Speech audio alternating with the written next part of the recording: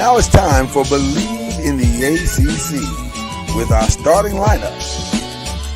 From Florida State, number 17, Charlie Ward. From Morehead State University, number 50, Lloyd Stan. And from Murray State University, number 2, Kendrick Haskett. Get ready for the best sports show about the ACC in all the land. Believe in the ACC starts now.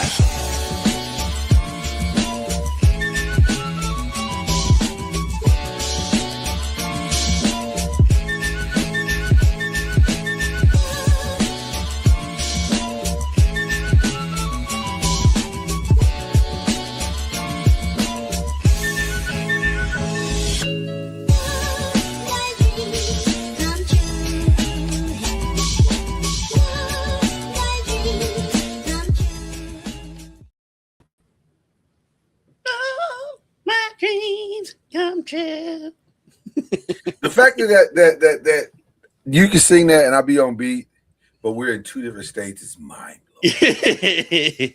Oh, the world of technology. World of technology. It's beautiful. It's a beautiful thing. That is Kendrick Haskins. I'm Lloyd Spence. We are high on coffee and love. The love of sports, the love of Believe, the love of what we do. And we have I'm not high on this damn snow, because it's snowing again here today. You know what? You're catching it. You're catching it right now. You're catching it right now. It is snowing again. It's cold here. We got the 20s. We're in the 20s, but it's no snow. The snow is not gone. It's snowing again. At this point, I have to ask, what did y'all do wrong? Like, who have you? How have you angered God so? Because we had a stretch where it hardly ever snowed here, so I think we're making up for lost time. Oh, y'all, listen. Time has been lost, but now we're about even. We're about even. No school, right? They didn't yesterday. I think they did have school today. Oh, they did have school today. So despite the snow, go to school and we'll figure it out. I mean, if we're being honest, there was no reason to cancel school yesterday, but whatever. We had our thunder snow, but it wasn't that big of an accumulation, and it was just snow. That thunder snow thing is still blowing my mind. Like, I don't even get that. That's like, how does that even happen? Where are we at in global warming where thunder snow is now a thing? I love how it was like in the 20s down in South Florida, and people still don't believe in climate change. Right. You live in strange. Well, listen. Apparently, a lot of things people see with their eyes they don't believe. So we'll go on from that statement. I know. You can sit there and let me speak. But we're going to jump into a great show today. Have some fun. That's really what we want to do at this point. Just have some fun. I don't know. Did I hit something here? There you go. That sounds better. I don't know. It seemed like my mic did something weird there. Am I good on your end? Yeah, it did do something weird. Now it kind of sounds kind of weird. I don't know what's happening. Now it's okay. Okay, I don't know. Maybe just maybe it's There just you go. tired. That's good. There you go. Maybe it's just tired. Sometimes technology gets tired. It's just waking up too. Yeah, Yeah. technology is waking up too. My technology's over here yawning. All right. We got a lot that we want to discuss. And we're gonna start with this is Believe in the ACC, by the way. But this is gonna be a wide show, a wide spectrum show because There might be a lot of Preston pros in it today. I mean, there's Yeah. There's some Preston Pros updates. There's some Super Bowl updates. This is a little bit of everything. Pretty much this is a hodgepodge of all the shows we do this week. But we'll start with the men's basketball, give you some rankings. Big win by Louisville, much needed win by Louisville this week. And North Carolina got a big win headed into their big game with Duke this weekend, right? Duke and North Carolina go. That's Saturday. Let me give a big shout out. I know you are. Yes, all you gotta do is turn on ESPN. Right. Big shout out. I know we do our shout outs at the end of the show. A big shout out to Louisville big man Cason Pryor. Hadn't played in the last few games. He's been dealing with that ACL. He came back last night, scored 10 points in 15 minutes. Showed up big. Shooting, I believe it was, and looked energized. Yeah, big in the second half. He's energized. He had a big smile on his face at one point. It was good to see. He looked the part. It looked different. It felt different. It felt like, they might have found it. That's the 5. That's the 5. And everything else is the one that I think the player I think who can make the biggest difference on this team, though, because he's been playing really well, is Kenai Roots. Right. I think he's finally found his confidence. He's found his footing within the team.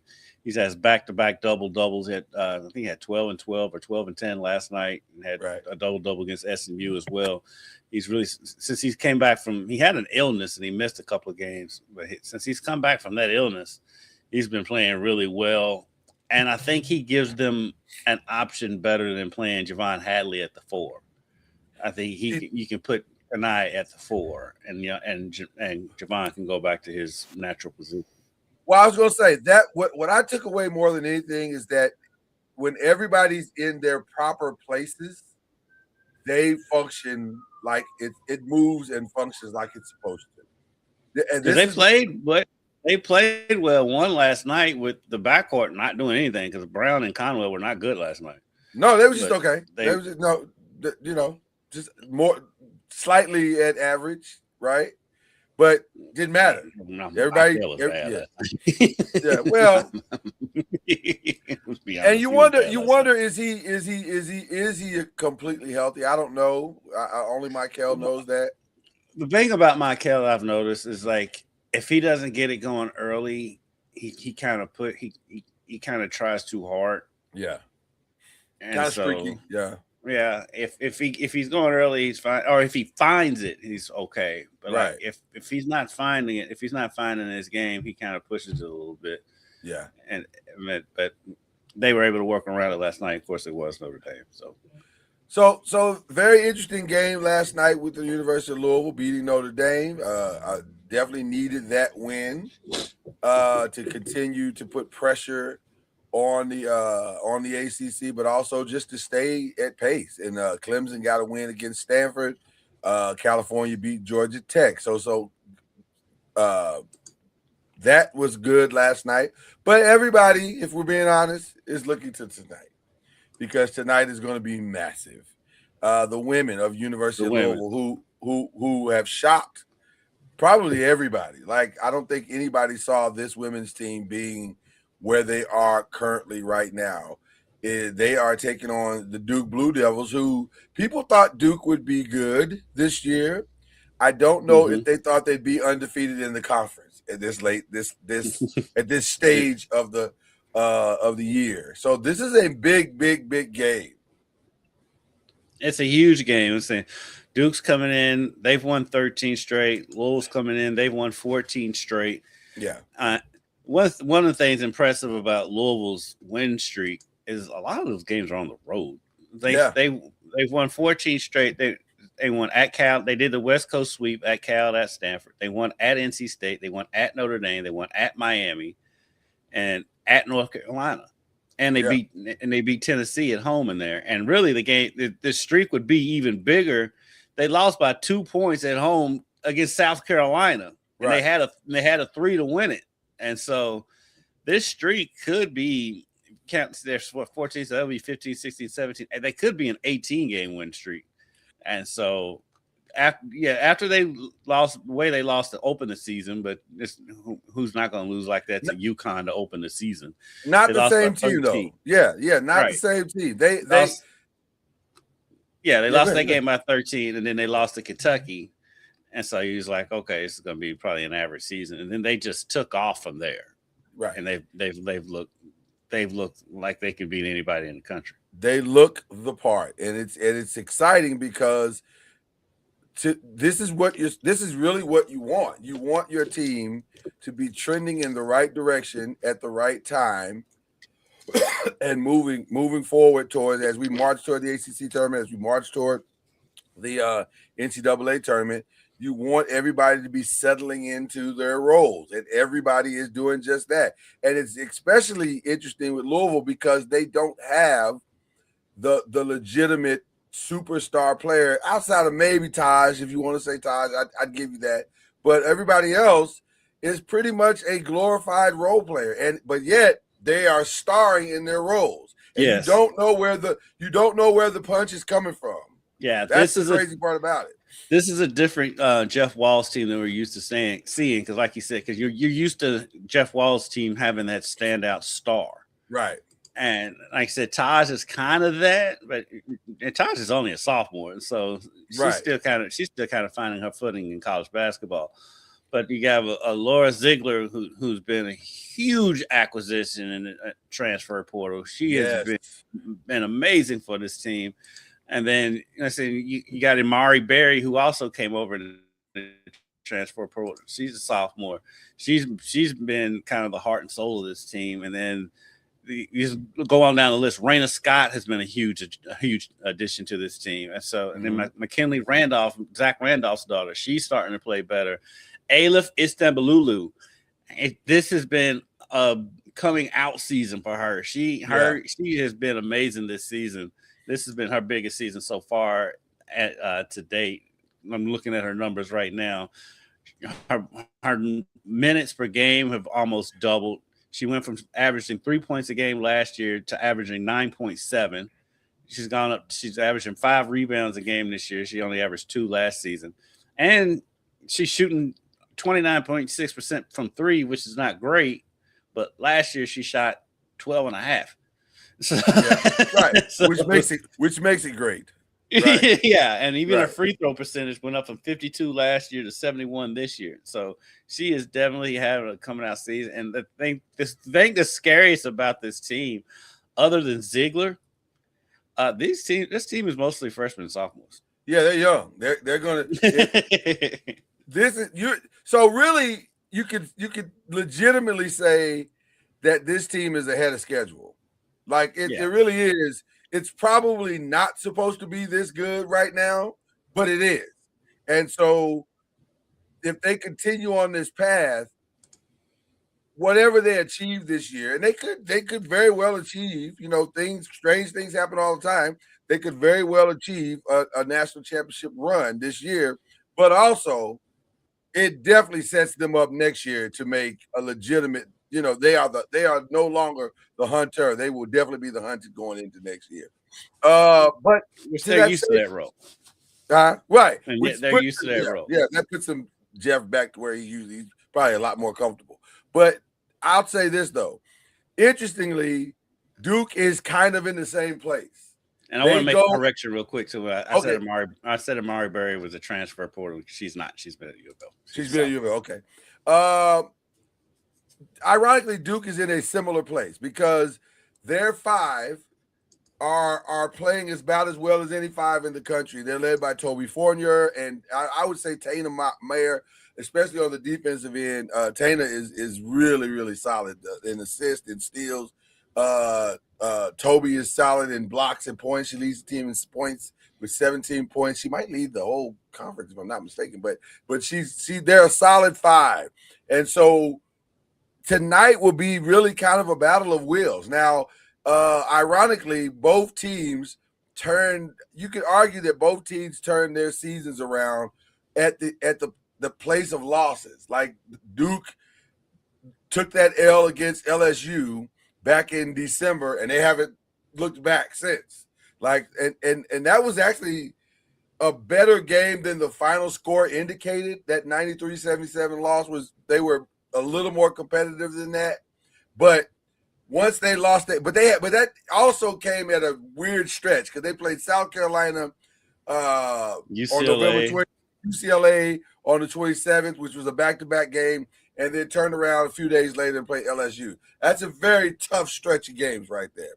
But you gotta give Duke a lot of credit for the way they turned their season around, because I mean they were not good at the beginning of the season. They had that four-game losing streak. Of course, it was against great competition, South Carolina, UCLA, and LSU. They also had a loss in South Florida in there too. Right. And then they lost to West Virginia and they lost to Baylor. So they've lost a good competition for the most part. The South Florida is the only real head scratcher. Yeah. And they got beat by 30 by UCLA. But after that, like you said, after that LSU game, like they turned the page, and not only are they winning, have they won every game, they're winning by blowouts. I mean, the Cal game was close, the Stanford game was close, right, and Virginia. But the rest of these games, I mean, they beat beat Georgia Tech 93-46. They're coming in this game after beating Wake Forest 80-44. So this team, they're putting up points and they're playing great defense as well. So tonight, if you're looking for an entry point to a great weekend, this is the entry point. This is going to be a really, really solid game. And by the way, Toby Fournier, sophomore, young, very young. Yeah, both of these teams are young. Yeah, so they're going to be. This might be the two teams for the next couple of years that are just kind of battling it out in the ACC. But I'm excited about this game because I think we're going to see just some premier basketball, and we'll get a good gauge as to where these teams are as we turn the corner headed toward March. So this is a good one. This is a solid game. I think there's another game, a women's game tonight. LSU, I think, is playing somebody. Yes, an SEC games, LSU. Yes, an SEC. Yeah, I forget who the game is. But yeah, but Jeff he had a good analysis of this game. Jeff Walls, he was talking about both teams. He's like, these teams are very similar, Louisville and Duke. He said mainly because you have to guard everybody. There's nobody. You don't know. No, because like anybody at any point can go off. I think Louisville has a little bit more depth when it comes to that, but. Yeah, but anybody can go. It's going to be a fun game. The funny thing about Jeff Walls, because as crazy as he is, he can be humbling sometimes. He was saying he hopes a big crowd shows up to the game. I'm like, Jeff, you know. I think it's safe to say. I think it's safe to say the place is going to be rocking tonight for sure in the Yum Center. So that's a 7 p.m. Eastern, 6 p.m. Central game. Yes. So on ESPN. On ESPN, they got the show. They got the show. So that'll be a lot of fun. Okay, because the Super Bowl is this weekend, we do want to give some love to like the ACC as it relates to the Super Bowl. ACC all up and through the Super Bowl.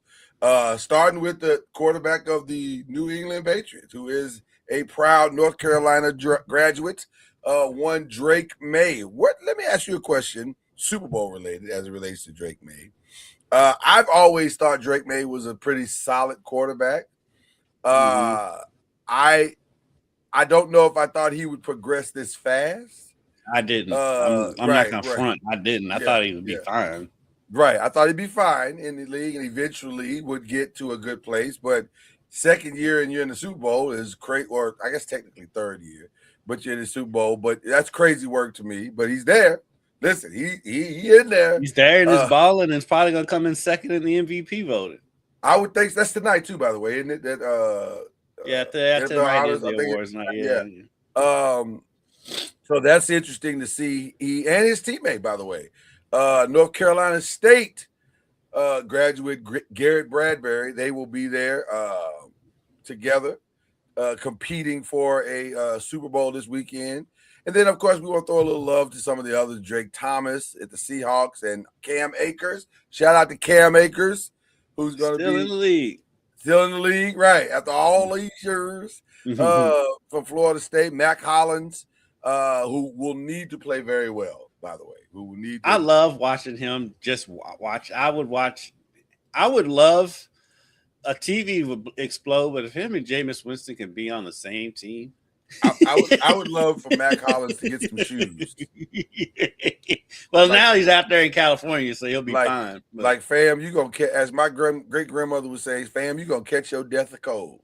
Which I don't even know what that means to this day, but I mean, that's what black folks say. You don't question old black people. Boy, you gonna catch your death of cold. Not even sure what that is. But even during the games, like in the huddle. And he's bouncing around. That dude is just full of energy. He's full of something. He's full of something. I don't know what it is, but he's full of something. He keeps passing it. He's full of life and he's full of joy. Well, listen, he's got to be because he keeps passing drug tests. So I'm just saying. Some people are just crazy, and that energy comes from being crazy. And I think he definitely has a lot of that. He definitely has a lot of that. He walks around barefoot. All the time. It's crazy. In New England. Right. And in Buffalo before that. Right. Like, damn, what are you? Make it make sense. Okay. So Mac Hollins will be there. Harold Landry from Boston College. Corey Durden. Austin Hooper. Morgan Moses. Jalen Hawkins is at the pay. A lot of Patriots on in this thing. Craig Woodson. Elijah Arroyo. The great tight end. Chad Surratt. Amory Gaynor, Leonard Taylor, Charles Wood, Andy Borregales, and of course Joshua Farmer from the Seminoles. Shout out to my boy Harry Douglas on Get Up right now. Yeah, Harry's killing it.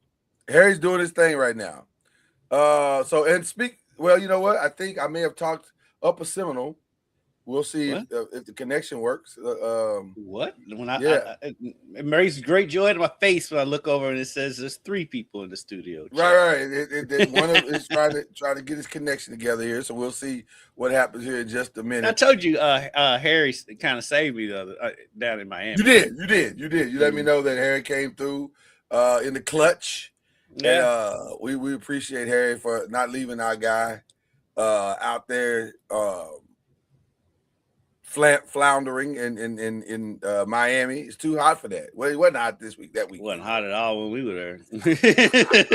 But it wasn't hot that weekend. It was crazy. It's kind of ridiculous.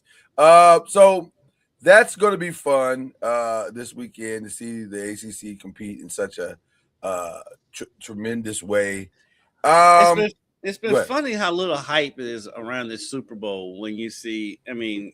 It's a rematch of one of the classic Super Bowl endings ever. I think over the next 2 days, the hype machine is going to kick into overdrive. All the hype is all over the superfluous stuff that doesn't matter. Well, and then here's the other part. And this is definitely on brand. Depending on what channel or what network the Super Bowl is, usually will dictate the kind of hype you're going to see. So you have to walk kind of a unique line when the Super Bowl is not on your network. Like you got to support the Super Bowl because you're part of the branding team of the NFL. But you can't be like, oh, go over to NBC. No, we ain't doing that. ESPN's classic with that. All you gotta do is look how they cover certain stuff. Right. You know, once they got the hockey contract back, all of a sudden hockey was back all over ESPN. Hockey's everywhere. When they didn't have that contract, it was on it, and oddly on NBC, and NBC hardly ever showed any games. Right. You didn't hear about hockey on ESPN. Yeah, and this is the same way. Like you barely hearing anything about. They talking about it. They talk about it, but they'll go down tomorrow, and it'll be a full blown. Well, they're already there. Like I'm talking about everybody be there. Probably Get Up and the whole, the whole setup. First Take is already there. Yeah, they've been, but not even just that. It's just like talking to people. I see people on social media. I'm not watching the Super Bowl, and these teams are boring, and blah blah blah blah. I'm like, what do you want? What teams? I mean, Seattle and New England. I mean, well, it's gonna. It's that. I mean, that's about as good a matchup as you can get. I mean, if you're being honest, like I'm not sure. Because people were saying they're tired of Mahomes. Well, Mahomes is not there. You got your wish, right? Hey, listen, you won't see Mahomes for 2 years, so enjoy it. Like this is, yeah, people are weird. They are weird. They are weird. You know what? I was gonna go over to Press and Pros right now, a Press and Pros update, if you will. But let's stay in the Super Bowl because I got something for you. This is right in your wheelhouse. Okay. We're gonna do some Super Bowl predictions, but not in the way that you might think. Let's do it from the perspective of both prediction. Which reminds me, who won our college football predictions? I forgot. I mean, I'm not messing with you. I truly don't remember. I mean, I didn't bring it up, but yes, I've gone back to back. But you've gone back to back. We've all gone back to back. It's been good for everyone. So it's fine. It's fine. I just didn't bring it up. But yes, I did win. Come on. I've got my questions. You can have all the questions you want, my friend. It doesn't change the facts. 20 years of friendship. You have never been subtle about winning anything. Listen. That's not true. I went back to back in fantasy and I didn't say much about it. Funny. By the way, I'm so mad at myself in the fantasy because I should have gone 3P and leaving, and I left. I you know what's funny about fantasy? Not to go off on a tangent. You can be your own worst enemy in fantasy because you can easily overthink it. You've done the work. I did the work. Lamar wasn't playing well. I went and got Matthew Stafford. I did the work and didn't put him in the game. And he went off in the game that I lost. Went off. It's crazy. But anyway. But I want to do predictions. And I want to do something that's in your wheelhouse. Do it from a perspective of not just predicting, but prop betting. So I want to help you make a little money while you're in the cold. I love the prop bet. I figured you did. So let's see what's out there. There's some good ones out there. Let's start with this one. Stephon Diggs. Will he propose? I don't think you can find that one on a gambling site. On the contrary, Mo Frere, it is a prop bet. And I think the over-under is like 1,200 or something like that. On what site? I forget the name. I think it was FanDuel or one site? Of them. I want to say it was. I know it ain't DraftKings. No, it wasn't DraftKings. I think it was like FanDuel. It may have been an off-brand site. I don't know what the site was. It was a weird site, but it was. I don't think it was FanDuel. But it was listed in but it was listed in the New York Times. I got it. The bet from the New York Times. Like, wow, really? That's a bet. So, but everything's a bet during the Super Bowl. That's how it works. So, and I think they took it from the question that he was asked on Media Day, where he said, "Before I give her the ring, I've got to get this ring." So. Was that a hint? Was he hinting at something? Was he saying, if I get my ring, she'll get her ring? Like, what do you think, Kendrick? Is he going to get out on one knee while the confetti is falling? Well, if he is, he's going to be falling while the Seattle Seahawks colors are falling. And Seattle going to win the Super Bowl. We're not at that prediction yet. We ain't that prediction yet. We teasers, man, teasers. Well, just killed 2 birds with 1 stone. No. Well, that's when he said it, I was like, I don't know if I'm playing this like that. You're not like a lock into that one. So you're probably why he said it. Probably why he said it because he knew. Yeah. Over under on Cardi B on the screen. Will she get Taylor Swift level treatment for this Super Bowl? And by the way, no. By the way, I mean they'll show her, but she's not gonna get Taylor Swift. Well, here's the other thing though. She could, because there is a stronger than small possibility that she would not only be in the stands watching her man play in the Super Bowl, but she could be on the field performing with Bad Bunny. They have a massive hit that I can't believe is not going to be performed. Like, surely, but Bad Bunny's going to do I Like It, right? because that involves him, But Cardi, and J Balvin. So that's 3 of the biggest names in music. I can't believe that song's not gonna be performed. But well, that's different though, because her performing and then her just being in the stands cheering for a man like Taylor Swift is 2 different. But that I don't know if that affects the bet. Like if the bet says over under Cardi B on screen appearances, that counts. It depends on how they word the bet. If they bet over, there was a bet for over 2 or under 2 is where the bet lies. Over 2 or under 2 is where they're placing the number. I gotta believe it's gonna be well over 2. Yeah. Over 2 or under 2. I think only over 2 if they perform that song. If they don't perform that song, because they didn't show her that much in the AFC Championship. They didn't. I don't even remember seeing it till the end of the game. I think it depends on what kind of game it is. Also, like if it's a blowout, then what he's doing, not going to be right.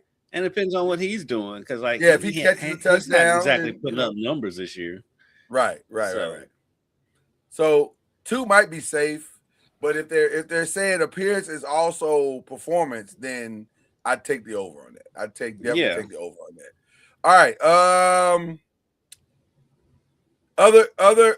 This was a weird one, which I still don't know, even if I understand what this is. But over under that Kendall Jenner and Devin Booker will confirm their relationship. I don't understand what that is. Like, because supposedly they hinting that they're back together. So if they're just there, like they're just there hanging out or whatever. But I can't see Devin Booker going to the Super Bowl. Why would he go to the Super Bowl? Right. I mean, unless Phoenix is playing at the Warriors, that's probably past the court.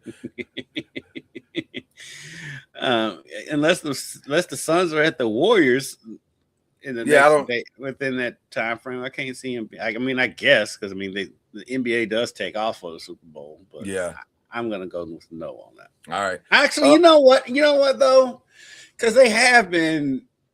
All of this started because they was kind of sniping at each other on a social media platform about the Super Bowl. Well, I don't know.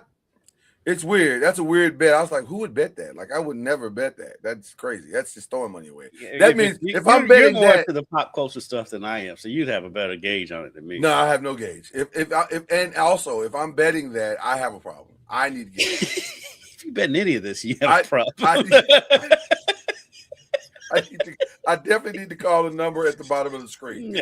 Things have gotten way out of control at that point. Cardi B, you got a problem. All right. The guests, they're saying the Cardi B's coming in at 250 at 250. J Balvin is at 160. J Lo is at 125. Ricky Martin is 125. That seems like a lot of people. But the Super Bowl, they do that though. I mean, look how many people came out for Dre. That's true. Dre. Well, and then the other side of it is even with Kendrick, with Serena and Samuel L. Jackson and SZA. But SZA that was a given. Yeah, that was a given. The other part of this is this: how much English speaking stuff will be mixed in. Because that will dictate the amount of guests as well. Because you can with J Balvin and Cardi, I think that's a given. I think J Balvin's a definite given. I think that's a lock. I think that song and those 2 people are a lock. Why would you not use Cardi B? She's gonna be there anyway. You might as well use her. Like that just seems crazy not to use her. So Daddy Yankee seems like a stretch, though that I think that's one of his biggest songs. Dua Lipa seems like a stretch. Dua Lipa's a stretch. Mark Anthony. At this point, they're just naming Latinos. Right. Ricky Ricardo, he's gonna come back. Lucy, I'm old. Shakira made the list. Well, I don't know because she brought him out for her Super Bowl performance. Right. So paying her back could be interesting. Somebody put Drake at 1,200. Drake ain't coming to Super Bowl. I don't believe Drake is coming, and Why? Why would you do that now? Like, it would look to me as it would be a horrible look for Drake to show up at the Super Bowl. Well. But it would also be on brand. It would also be on brand. Definitely would be on brand. Okay, let's get more back in your wheelhouse. First to score. Who's going to be the first to score? First to score. These are always hard. I never bet the first touchdown. I'll do the anytime. First score is hard. First score is always hard. Yeah, because it could always be like some random thing, like a lineman falls on the ball in the end. Right. Or weird or something crazy. Yeah. A definite breakdown on the special team, something stupid like that. Yeah. I'll go. I mean, because I'm big on Seattle in this game, but I'll say New England scores a field goal. I was thinking field goal. I was thinking somebody's going to get a field goal first. I don't think a touchdown's going to open it first. Field goal is always the safest bet. Yeah. Fun prop bet. Will there be an anthem flub of the lyrics? Who's singing the anthem? Do we know? Charlie Puth? I say no. You rarely see the flub of the lyrics in the Super Bowl. Most people are pretty prepared for that anthem. They know it's the biggest Super Bowl. I mean, nerves can get you, but it can. But I mean, it's the biggest anthem moment in their lives, so you're probably going to be prepared. Most guys are prepared.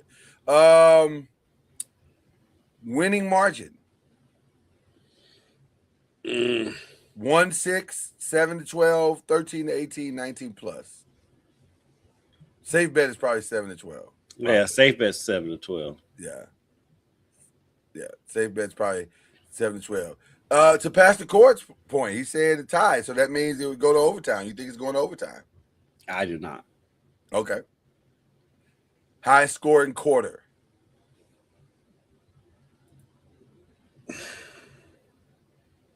Second and third are usually your best bet. But the NFL's been crazy this year. The fourth quarter seems like it's been the highest scoring quarter this year. I fully think this is going to be a fourth quarter game. Yeah, let's go fourth quarter. Yeah, I fully think this is a fourth quarter game. I think it's tight for I think it's going to be a low scoring first half, which is going to piss most people off. I'll be happy because I like good games, but I like close games. But I think it's going to be it's going to come down to a second half of intensity. Mm-hmm. So I'm looking forward to that part. Okay, let's get a couple of other ones in here. Gatorade shower color, orange, blue, yellow, and clear. Let's go blue. Blue seems safe. Yeah, blue seems very safe. Or orange. I may, if I was betting, I'd probably double down on orange and blue and just see what happens. Maybe fade it with clear. Yeah. Okay. Who wins? I already said Seattle. I think Seattle's going to win. I think Seattle's by far the better team. And score? What's the score? I'll give you 30-20. 30-20. Okay, that's interesting. Even though I don't know if I see Seattle giving up 20 points, but it'd be. I struggle with that. I have said all week that I just think this is a lot to ask a second-year starting quarterback to do, especially against a defense like that. I don't really know if the viewing public has a full understanding of just how good Seattle's defense. This is as close to the Legion of Boom as you can get. Mm-hmm. They are that good. There will be no running of the ball. That's God bless you, Ramon J. Stevenson. You've had a phenomenal year. God bless you, Devian Henderson. You've had a great year, but enjoy your time in catching screens because it's not they're gonna have to manufacture some kind of run game through throwing screens. I don't know how you're gonna run the ball on DeMarcus. That's why I'm so high on. Yeah, that's why I'm so high on Seattle in this game because Seattle's flown under the radar all year because the NFC West was crazy, but the Rams were putting up crazy numbers, so they was dominating the headlines, and San Francisco was winning with people they found on the street. So they because of all the injuries they had, so they kind of dominated the headlines while Seattle was just sneaky, just going on. It was just going about their business, And I think they are the best team in the league. And I know people worry about Sam Darnold, and understandably so, but all season long, the only games he really struggled was against the Rams, the people in his own division. Right. Yeah. So again, until Sam does it, he hasn't done it.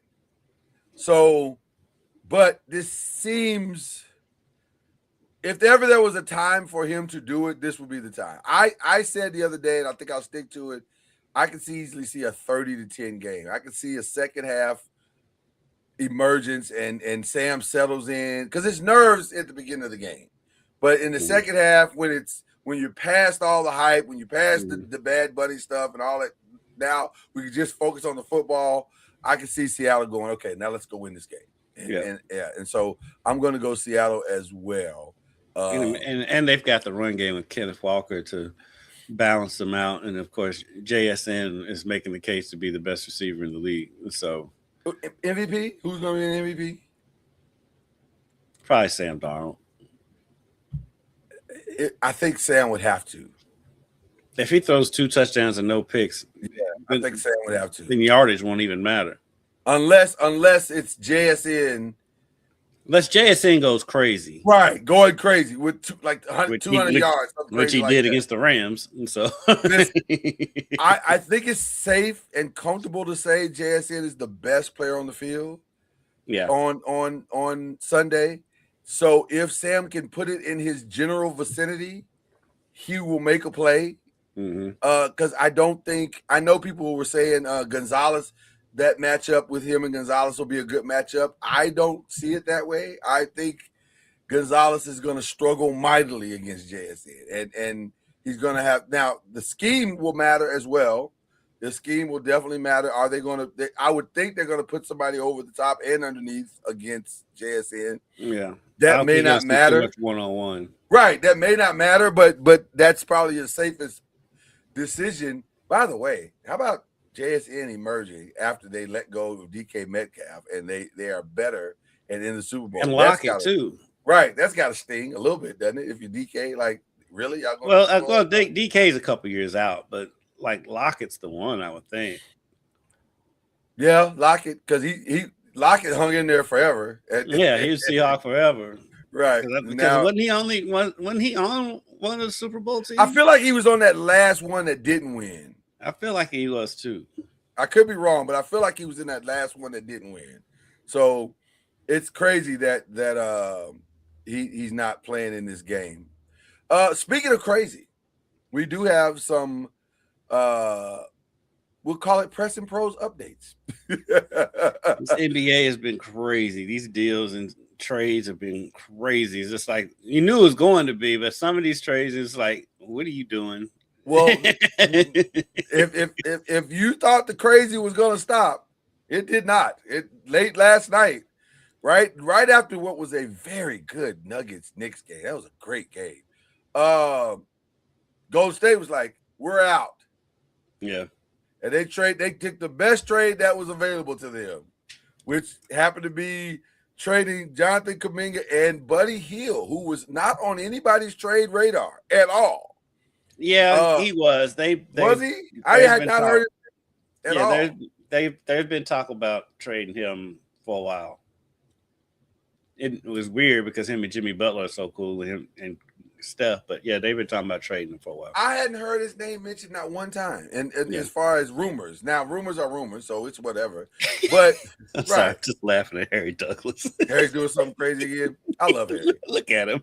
I love Harry. I'm gonna watch it. I'll be so distracted. I gotta watch it on the replay, but I can't wait to see it because it's going just like you're distracted right now. But he just beat Hembo, so. Everybody beats Hembo. Hembo needs to get smelled. He had a good one yesterday. Yeah. All right, we do have Coach Junior. High on Rattler love, and also maybe even a little Seminole love. Like the Seminoles are all over the Super Bowl this weekend. Several Seminoles are playing in the Super Bowl this weekend. Who are playing? Oh, listen, listen. I have a list, Charlie. I have a list of Seminoles that are in this game. Let me read them off to you. Joshua Akers. Farmer, Cam Akers, Joshua Farmer, Corey Durden. Remember Corey Durden? Oh yeah. Well, he's a former Seminole that went to NC State. NC State. Yep. Look at Charlie having a solid memory. Amari Gaynor. With North Carolina. Who's Amari with? He's with New England. Oh. Yeah, he's with New England. Yeah. I know he's with the Raiders at one point. Oh, he was. I think this is a new thing. I think he may have come with Vrabel. Like he may be somebody that Vrabel brought in. So, do you have any? First of all, welcome. You got to be riding high on love for LeBron, because LeBron gave y'all like one of the greatest shout outs of all time. First of all, I'm trying to figure out how we don't have these shoes. Now listen, Charlie. I'm gonna go out on a limb and say Charlie doesn't have those shoes. Do you have those shoes? Now, if you don't have those shoes, I can't say nothing. No, he has. He has. You can't say nothing. I can't say nothing. Wow. That's so LeBron is out here. I just be knowing stuff. So LeBron is out here flexing in FAMU shoes, and the head coach don't even have the shoes. Well, first year. That ain't right. First year LeBron, problems. that ain't right. Now, sir, send my guy some shoes now. Come on, man. Doggone head coach of the team. Outfit this team in some LeBron. Stop playing. Yeah, because you all are Nike school. They're nice too, Charlie. Yeah, we're LeBron school, but one of them. But not till you get them shoes. Not until you get them shoes, Charlie. Our ladies got shoes. So the ladies got the shoes. They're here. They're here in the building somewhere. LeBron. Come on, man. You don't want to send shoes to Charlie Ward? I thought you was a history guy. You don't think the Heisman Trophy winner needs shoes? We will love shoes. For some reason, they're not here with us. But they're supposed to be coming. So they're coming. I'll let you know when they get here. Let me know. I just listen, LeBron. Until you do right by Charlie with them shoes, yes. Giving you the color purple fingers. Until you do right by Charlie with these shoes. Okay, all right. We appreciate him representing. We do. They were nice. I ain't gonna hold you. I know. Can't ask for much better free pub than that. I don't typically wear Nike at all, but I want them shoes. Them shoes were fire. I was like, hey, I do wear Nike and I wear a 12. I was like, I wear 12 as well. I wear 12 as well. So I just want to put that out there. 12 got to be the most common size. It is. It really is. Okay. So shout out to that. And then of course your Knicks. Your Knicks killed it last night. That was a great game. It was very good. I know I was not shocked, but very surprised that they called a foul, which there was no foul. That was really have to go that far. Right. I think the offensive guy caused a lot of it by his actions. But it happens, they face guard blockouts are a common thing. Yeah. And that was one of them, but they were able to overcome. It helps to have guys that can put the ball in the basket consistently. That helps. It does help. 40. It does help. Yeah. It does help. A guy that say that is just wait the coach off and say, I got it. That's basically, which is basically what happened. Bruce was like, hey, settle down. Well, he did that in first before like regulation, I think. He took the last shot. He did. And he waited the coach off and said, hey, I got it. Coach like, all right, I trust you. He didn't make the shot, but he knew what shot he wanted. And he got it, one of his step backs. Not to take away from the Knicks at all and what they've done, but can you imagine how good a backcourt of Cooper Flag and Jalen Brunson would be for the next 10 years. That would have been nice. Shout out to Dallas for making all the right decisions. Was that would have never have happened? It would have. It could have. Listen. How? Because you keep him. Then they wouldn't have been in the position to trade. They wouldn't have been in the position to draft Cooper Flag. Correct. They kept Jalen Brunson. But Charlie, how you feel about the Knicks standing pat? They might have. And shut up, Lloyd. Standing pat and not getting in the Giannis thing.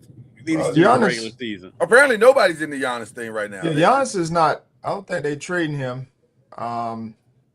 Personally, I don't think they're going to trade. And if they do, it'll be something out of the blue. But it'll be a shock for him to get traded. And I think if he gets traded, it's going to be when he gets traded, it'll be this off season. Yeah. Well, Golden State got out last night. They clearly got a message sent to them that that we're not getting him. So they took the best thing that they thought was available. They knew they had to trade Kuminga because too much damage had been done there. And so they traded Kuminga and Buddy Hield for Kristaps Porzingis. I will turn to both of you. Which, by the way, allows them to also keep Draymond Green. Apparently, he will stay there unless, the damage is great there. But I don't think so. Draymond was pretty aware of his circumstances, and he seemed to be handling it pretty good. So I think there's no hard feelings there. Plus, he probably knows Mike Dunleavy's going to be fired. So that helps a lot. He's going to be fired. I don't know why you keep shaking your head like he's not going to be fired. They're going to fire him. His best move is Kristaps Porzingis. Bam, you out. I don't know if they're gonna fire Mike Dunleavy. He's out. You're adamant about it, but they need to get Kuminga out. They need to get him out. So when you start looking at options, it is what it is. So Porzingis, of course, he's good when he's on the floor, and he's played with Al Horford before on the championship team. Yep. So they're hoping that he'll be able to get on the floor. That's the biggest thing, is him getting on the floor. Yeah, he's hurt right now. Yeah, and stand. I was going to ask, has he been playing? Because I haven't even heard his name. He's got an Achilles thing. He's got an Achilles thing now. Oh, that's great. That's fantastic. And you think this man's gonna keep his job? He just traded for a dude that has an Achilles situation right now, as we speak in real time. He got rid of Kuminga, which is what they wanted to do. Yes, that's what I'm saying. Best thing for it. A monkey could have got rid of Kuminga. That wasn't that difficult of a thing. That's probably the best deal they got, because I'm sure everybody was lowballing him because they know he wanted out and they wanted to get rid of him, so they was lowballing. So that's probably the best deal they could probably get. Yeah, and if Porzingis plays, he's a positive to their team. He's an all-star when he plays. Yeah, that's true. But he only plays about 25, 30 games a year. He's only playing 20 games a season. So it's about right. You're going to have to do all the heavy lifting. He's able to play after the season, after the All-Star break, then it may be about that number. So we all agree Giannis is probably, barring something very, very unexpected and crazy, because right now it looks like the only teams left that could potentially get him is Miami and Minnesota. So unless something from that is on no one's radar whatsoever, which, by the way, could always possible. Yeah, I didn't see the AD trick to the Wizards thing. I'm not sure what the Wizards are doing, but they're doing it. They're making moves. That's that for a second. They're making moves. What are the Wizards doing? They're building a good team. They're right there where they can get the number one pick in the draft. And they go out and they get all these players that's going to mess that up. I heard something yesterday, and if this is true, then they're still going to get the number one pick in the draft. Because I heard that they are thinking about right now shutting down AD and Trae Young for the rest of the season. And if that's true, then some of this kind of makes sense. Why would they shut Trae Young down? I know AD. Whatever Trae is dealing with, whatever that, if you want to, Trae hadn't been playing when he was still in Atlanta. When right. He made a trade, he hadn't been playing. Yeah, whatever he's dealing with, they're saying we'd rather you get all the way healthy and then come back. That may just be their way of saying we want to tank and get one of these great top picks. If that's the case, they can't say that, but this is what they're essentially saying. So I don't know. I don't know. The Wizards this is a strange. But who would they get? Because that's a great question. Who are you looking at? Because if you're looking at the top 2 guys or 3 guys, you have who do they have? Let's start there. Peterson, which to me is the same as Trae Johnson. Yeah. And they got Boozer, AJ Tabasa. I mean, he could fit there, or Boozer, but if they got AD, I'm not sure how long he's there. Because if you draft Boozer, you're not bringing. I mean, you could bring AD off the bench, but I'm not sure if he's at that point yet. Well, AD's kind of like Porzingis at this point, and so you won't have to worry. You probably won't have to worry about it. Yeah, that problem will rectify itself. It's yeah, but that also brings me to Utah too, who is in line to get a top pick in the draft, and now with going and getting Jaren Jackson, they're not going to finish at the bottom of the league with that front line with him, Markkanen, and Kessler. Yeah, but Utah owns so many other people's first round pick that it by the way, I like that front line. 100%. If they keep Markkanen. So they got Jaren Jackson? Yeah. And didn't hardly have to give up anything. We gave up three first round picks, Walter Clayton Jr., George. The picks were the real thing. Yeah, the picks were the thing, and George Niang. Yeah. So so the point guard from Florida is down in Memphis. He's in Memphis now, yeah. And Ja's still there as of 10 a.m. Eastern time. I think Ja is going to be moved still. I think it's going to be Miami because Miami's not going to get Giannis. Well, Miami is trying to get a package where they get both. I don't think they're going to get both. With the Giannis, I think what's holding up Ja is the Giannis thing because Miami is trying to get both. It is, but I think they're going to have to go the way of Golden State. Like we've waited on the Giannis thing as long as we can wait. We got to do something because at 3:00 it's over, so we got to do something. So I think they're going to go ahead and just pull the trigger on the yacht because it's not going to cost them anything to get Ja Morant now.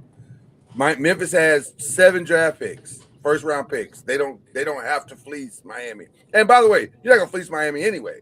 So just go ahead and pull the trigger on the Ja thing and make it happen. And then you got Ja and Bam, and maybe you can keep Tyler Hero. I think they can keep Tyler Hero at this point. At this point, yeah. So then you got kind of an interesting little team there. So, I think I still think Ja's gone because I think he's gone. They're trying to tear it down. I still think Houston makes the most sense, but Houston does make the most sense. But I just think Houston is like we don't have to do something, and I'm not sure we want to give up any of our real pieces just to get Ja Morant. You know what I mean? They won't have to though. Well, if you're Memphis, family, they don't really have to go. They're not going to give up Van Vliet. I wouldn't think. Maybe Reed Shepherd. I mean, and I can see them use Reed Shepherd. I can see them wanting to hold on to Reed, but I think that's that's probably they might be the commodity. I don't know. I mean, unless there's picks, I don't know what Houston's pick situation. I'm saying they got to have some picks to throw into Reed Shepherd because that's not an apples to apples. No. The one concern I have about Ja being in Houston is at this point Memphis isn't going to get apples with Ja anyway. No, the one concern I would have is that Ja is so ball dominant. KD is already frustrated at the ball dominancy of Alfred Sengun. He's going to be incredibly frustrated when he can't get the ball from either Alfred or Ja. Like that. So I don't. But at the same time, I don't disagree with what you're saying. I think Jock would be a nice point guard addition for them. Like, I don't know. That's a tricky one. I think Houston's not going to do it. Ja's ball dominant, but he does assist. He does have a high number of assists. So yeah, I think that probably would remedy Sengun being ball dominant. He would have to alter his game to a more balanced, traditional point guard style of game for that to really work the way it should work. But yeah, so other than that, I don't see any other teams making a play for Ja other than Miami, maybe Houston, or again, some wild situation where somebody just says we'll take a risk on it. Like maybe the Wizards we'll take him too. Wizards are doing wild stuff these days. They're doing wild stuff. So Kings, whatever they're doing. Are the Mavericks done? Making moves? I wouldn't think so. I was told under no certain terms will the Mavericks be giving Daniel Gafford to the Lakers at all. Matter of fact, if the Lakers even think about picking up the phone to call the Mavericks, they should wake up and apologize. they may not be getting a Mavericks trade done with them for the next 5 years. Like, it's going to take some time. It might be forever, ever.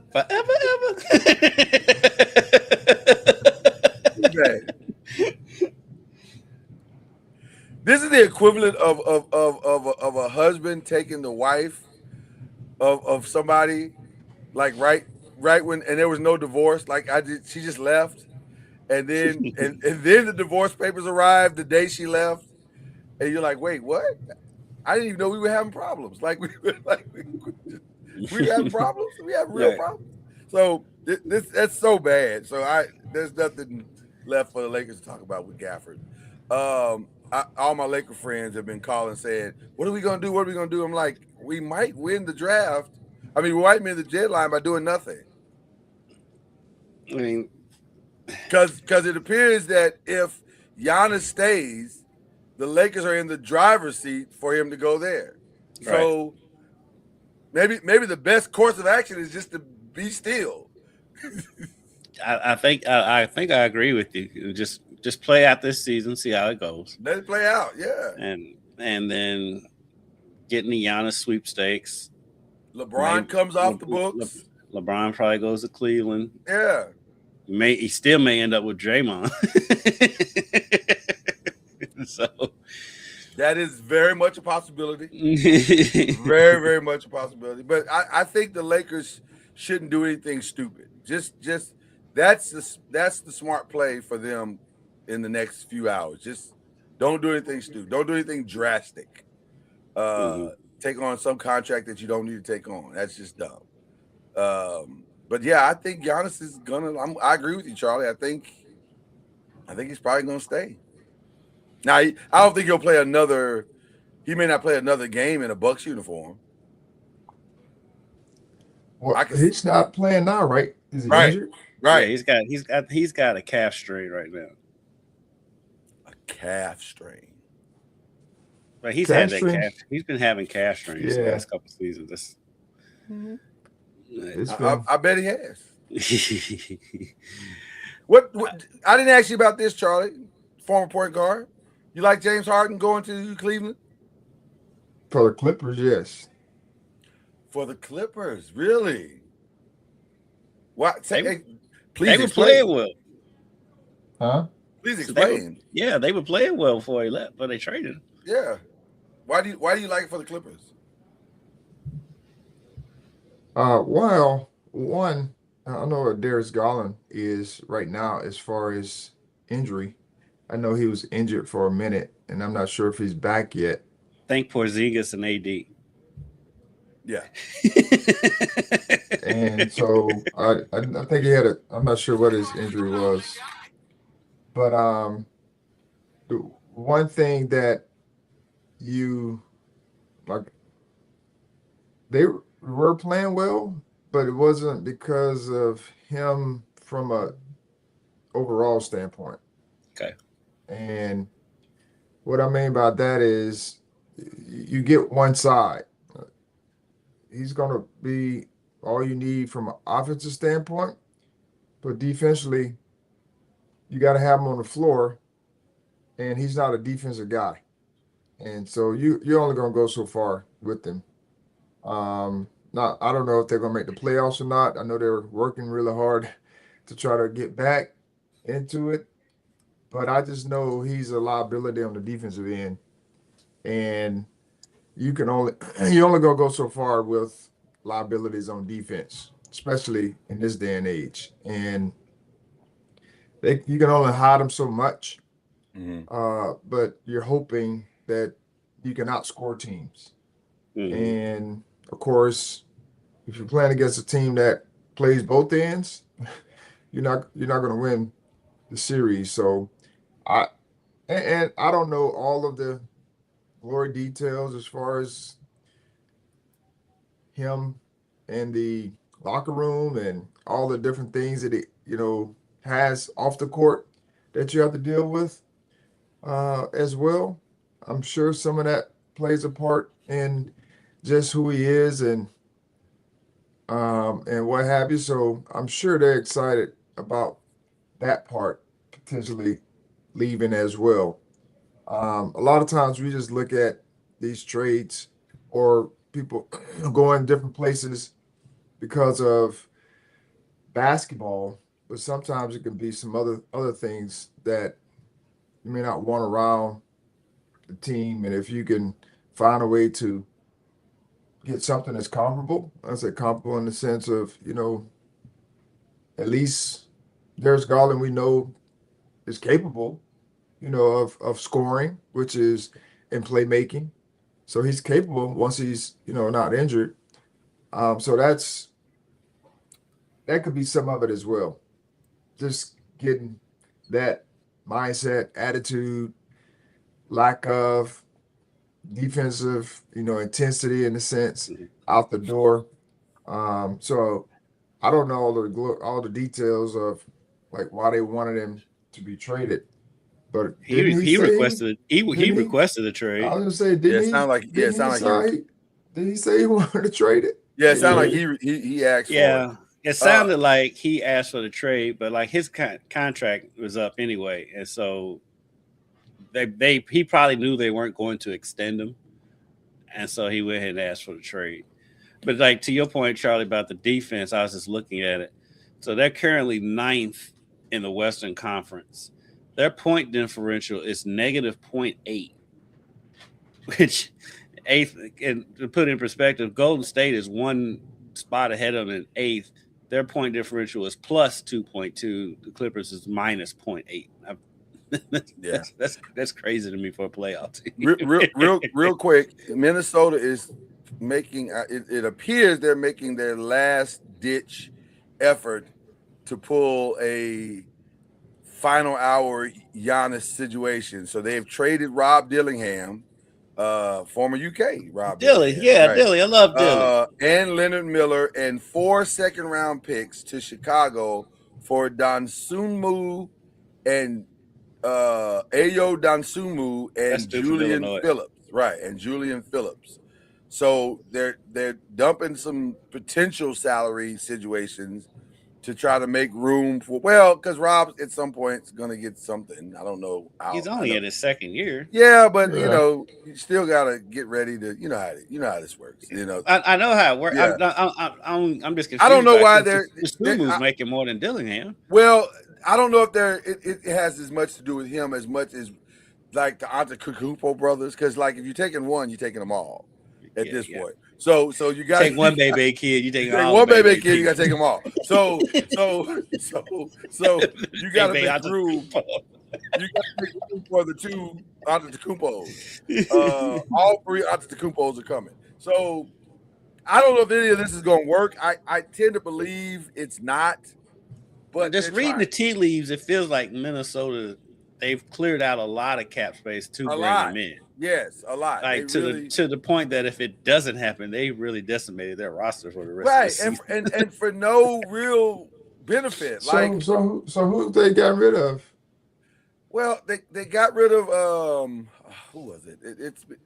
It's been a lot of fringy type stuff. Nothing like major. Nothing like major, yeah. Yeah, but it's like a trade here of picks, a couple of player type deals, and you're just like, what? Why are you doing all this? Like, but it all stems from they think they can make a deal for Giannis, and they've made a package that they presented to the Bucks. Apparently, the Bucks are not answering the phone for anybody. I don't blame them. Well, they also have a belief that if they get the right draft pick, Giannis may change his mind, but I doubt it. Like, why would he change his mind? What do y'all think about the Clippers trading Chris Paul to the Raptors? Well, from what I've heard, they're gonna buy him out, and that'll be the end of that. I figured that. So Chris Paul may have played his last NBA game. This is very, very possible. That's very possible. Yeah, it's very possible. And what do you think about low key what Charlotte's doing? So they got Kobe White and Mike Conley now. Charlotte's, and they've got a good core. Charlotte, if they manage this right, which is always a question with Charlotte. Always a question. They're low key a playoff team now. They got some good young players. Yeah. I mean, right now, they are a game out of the play-in, and they're behind the Bulls, who are doing a fire sale. So they'll catch the Bulls. They'll probably catch the Hawks, who are doing a fire sale. I think Charlotte should continue to do what they're doing. They seem to be moving in the – Who does Charlotte give up to get Conley? Well, Conley actually got thrown in. Yeah, he was thrown. He went to the Bulls first, and then he ended up in Charlotte in another trade. He didn't even have time to back at the Bulls. And I think Conley's going to get bought out, and he'll be able to go wherever he wants to go. So here it is. The Bulls continue to overhaul the roster, sending guards Kobe White and Mike Conley to the Hornets in exchange for Colin Sexton and Ousmane Dieng. And then Hornets acquired Dieng and a second rounder from Oklahoma City in exchange for Mason. So they also the Bulls also got Jaden Ivey and Simons, but they got rid of Vucevic in quarter. So I mean they're punting on the season. So Jaden Ivey from Detroit? Yeah. Yes.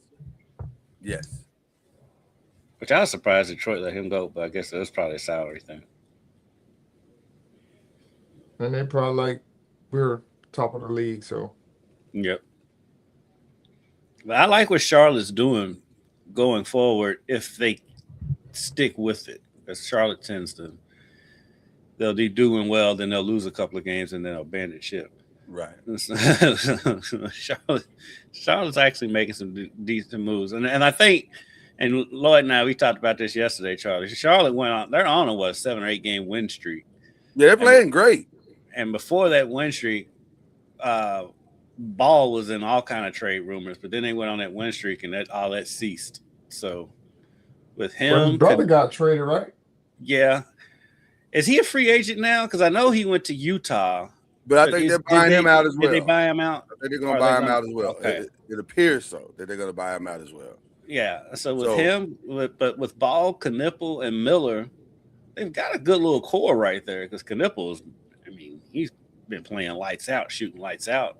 Yeah. And so they got a nice little core there if they can keep it together. And he still got Bridges there. So is there a move left by somebody that y'all can see happening? The only big name I see is just Giannis and Ja at this point. We still have what 5.5 hours to go. Right. Okay. Look at Monica McNutt looking cute on here with her fuzzy cane go. Oh. So distracting. So distracting. I know, I'm like a little kid.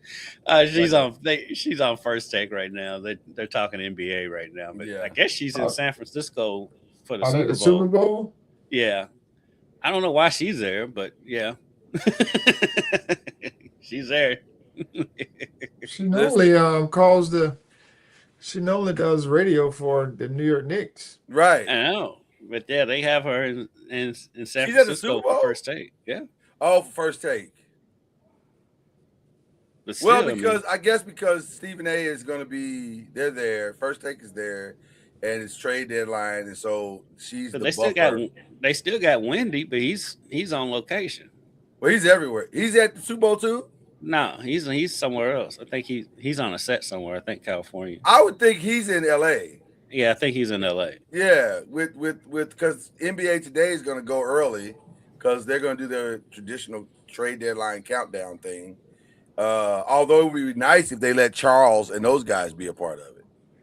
I know it makes too much sense for ESPN. I mean, come on. So, anytime Charles is on TV saying, I'd like to be working more. Right. I don't know what ESPN's doing. Who knows? They're buying up everything. They're buying up everything. They own everything. They own all of sports media right now. So they just got NFL. Yeah. And what's crazy is all of that, and Disney's like going under almost, like losing a ton of money on their parks and movies. Well, because they keep trying to do the multiverse. Nobody wants to see the multiverse. Nobody asked for that. They just biting off more than they can chew. They biting off more than they can chew. Charlie, what's going on with the Rattlers this weekend? Who you guys got coming up? What's our Rattlers doing besides ordering us some shoes? Right. We need some shoes, Charlie. We need the shoes, brother. Yeah, me too. Just throwing it out there. But we love our Charlie. We have the 2 Texas schools coming to town. They're on this swing to Florida. We only played them once this year because we go back and forth. Like next year we'll be in Texas. But we have Texas Southern. They've been playing well over the course of the year. Well, they've been kind of like us, up and down in the sense of winning games and losing games.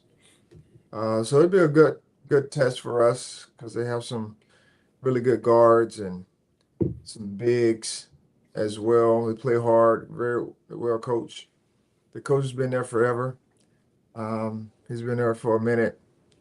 And so it'd be a good test for us. But good thing is we're at home, and we had 2 tough losses in Alabama that kind of helped us. It definitely helped us understand that we have to play at a certain level and what it's going to take to win. Our biggest issue right now is we go through scoring droughts where we just can't score.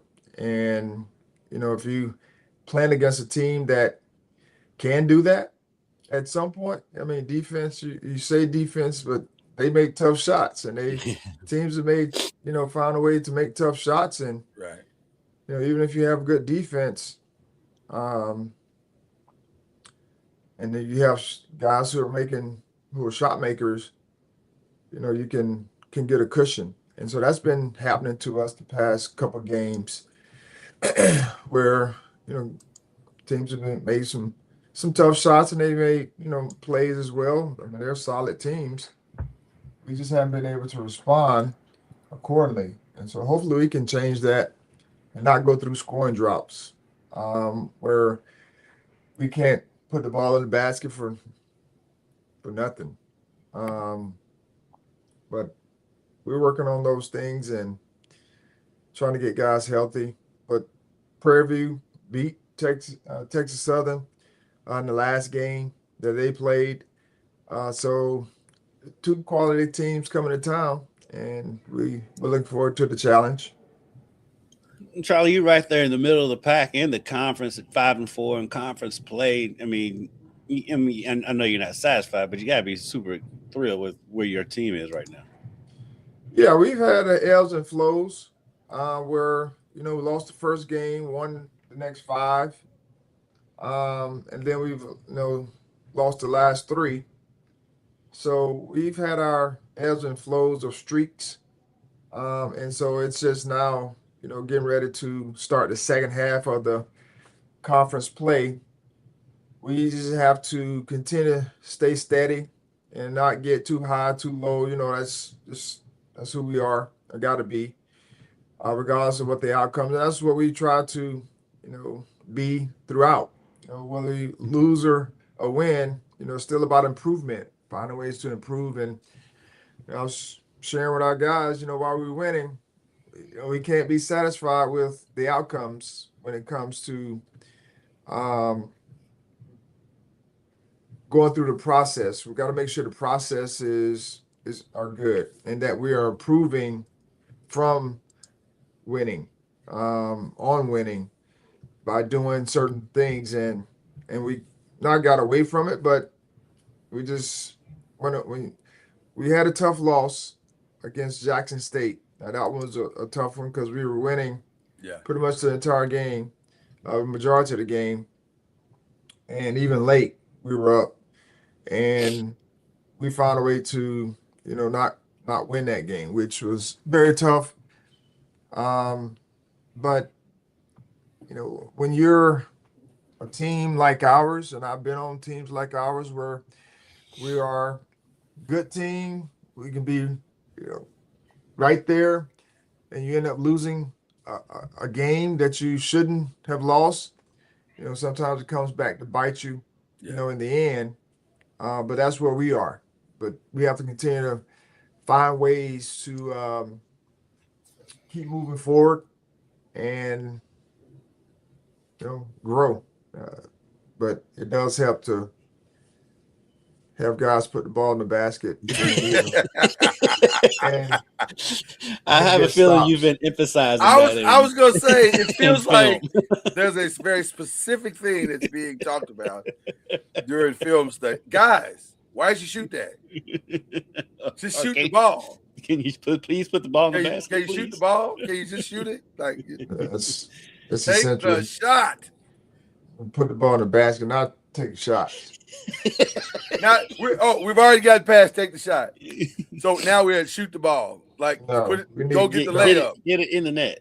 We need to put the ball in the basket. We don't need to be taking shots. I can take a shot. Put the ball in the basket. Yeah. Put it in there.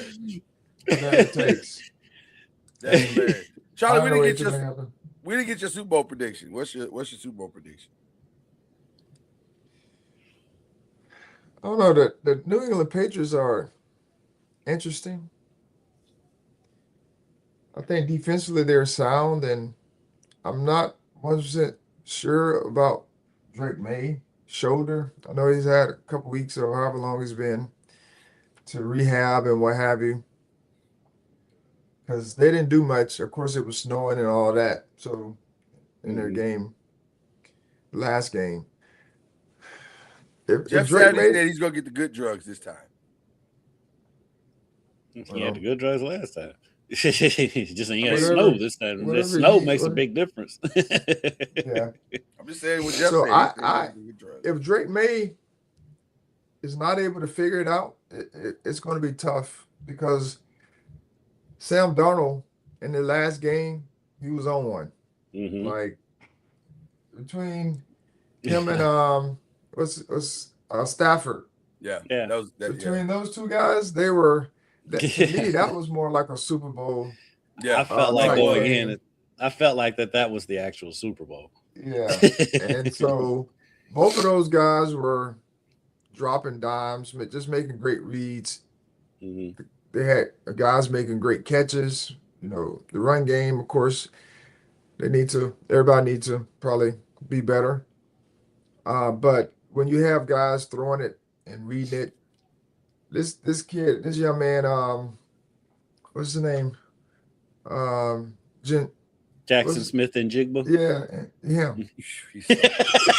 Just say JSN, Charlie. Yeah, we just say JSN. I'm still trying to figure out like how do these guys keep getting open? Like the best players always be open. Like every time they're like open. I'm like, how are they open? They're like two people should be on him. But he just kept getting open. And even when he wasn't open, he was open. Donald was like, I don't care. I'm throwing the ball over there to him. I don't care. But the crazy part about it, not the crazy part, the good thing about it is you can't just focus on him because they have Cooper Kupp. They do. And who I fully expect to have a great game. I love Cooper Kupp. And there's another who's the other guy? Who's the other big name on there? Well, Walker runs the ball very well. Kenneth Walker has been he's been great. I'm talking wide receiver crew. I think they got one more. You're right, Charlie. Who is the other guy? You're right. You are completely right. But I can't remember his name right this second. Give us a second here. You will be talking about Rashid Shaheed. Rashid Shaheed, yes. They have some. He's the forgotten one, but yes, he is very good as well. Because they picked him up because he hadn't been there all year. Yeah. But they have comparable players outside of what's his name? Jackson. JSN.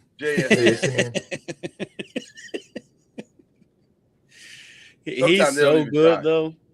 He is because coming out of Ohio State, he was projected to be this, but like these first couple of years, he was fine, but he wasn't this. He wasn't and this. Then they. Oh, he was this. You didn't see him in the bowl game? No, he wasn't this at Seattle when they first. Yeah, this first couple seasons. It was in there. It just wasn't coming out because they didn't have. Gino couldn't make it come out. Now Sam is making it come out, and now because trust me, I've had Jackson Smith and Jigba on my fantasy team since he came out. It's not worked out. It's not worked out. This has definitely been the breakout season for him. And when you hear him talk, and you can't help but cheer for this guy. I mean, this guy's he's a good kid. He's a great kid. Great background. I love that he has a Dallas Cowboys tattoo on his arm. Don't do that. He does. And then they asked him about it if he would remove it. And I'm like, why would he remove it? For what? He should remove it. For what? You don't want that stink on you like that. Take that off. You shut your fool mouth. that scurvy off your body, sir. For perspective, you shut your fool mouth.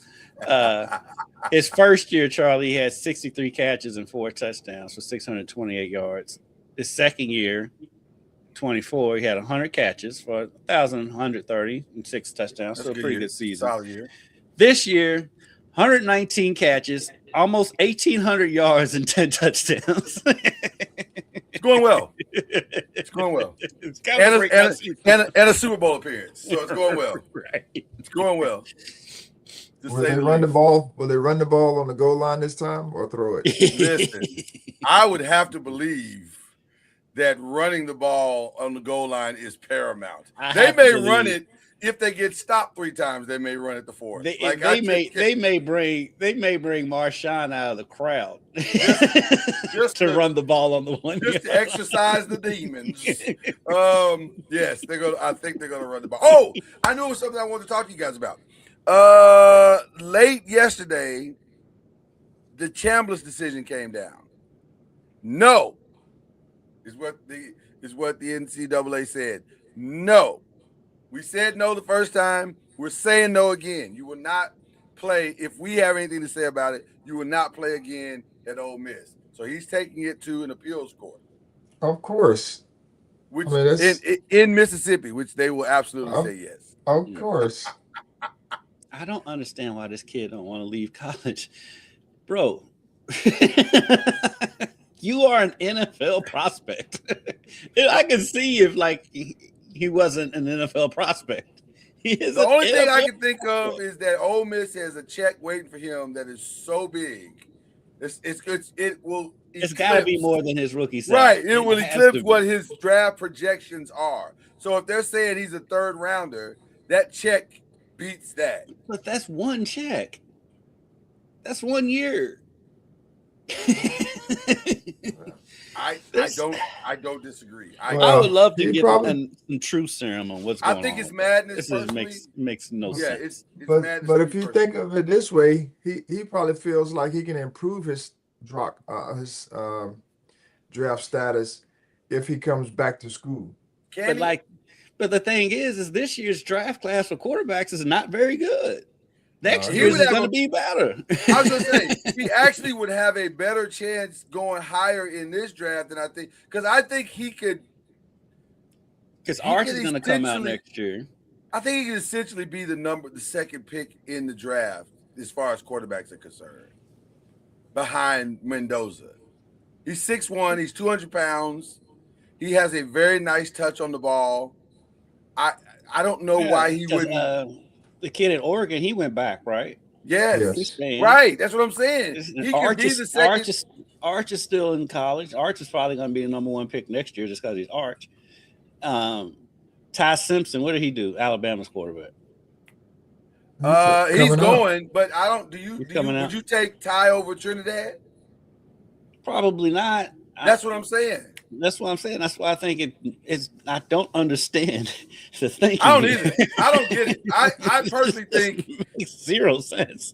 I think he's getting bad advice. I think something is happening where he's being very short-sighted. Like he's saying, "This money's right here in front of me. I want this money. Or maybe, I got it." I mean, I have to think it's not a. I have to think it's not a money thing. It has to be because there's no other logical reason. There's no other logical reason. Maybe he likes college. That's what I'm thinking. I mean, maybe he really wants to win a national championship at Ole Miss. He does, but he's been there 7 years. He hasn't been at Ole Miss for 7 years. Well, he's been in college 7 years. It's time to It's time to go. It's time to go. You got to go. Well, that's happening around. I mean, that's happening everywhere. So it's not just him. Your boy at USC. What's his name? That was at Auburn last year, the basketball player. He got hurt the other night. What's his man? He cracks me up. Hurt? Kid from USC that's like 30 years old. You talking about the lefty, right? Yeah. He got hurt against IU the other night. That's what happens when you get old. You start getting you get gout. You start getting injured. It's not gout. Why you always putting gout on people? What's wrong with you? Guys always putting gout on people. Baker Mazzaro. Yeah. He got gout during the game the other night, so he's out. He did not get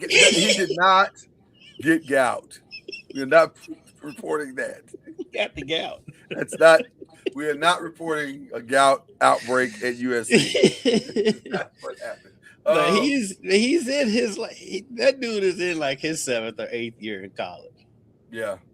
People staying. They staying. They are staying out here in these streets. They do not want to leave.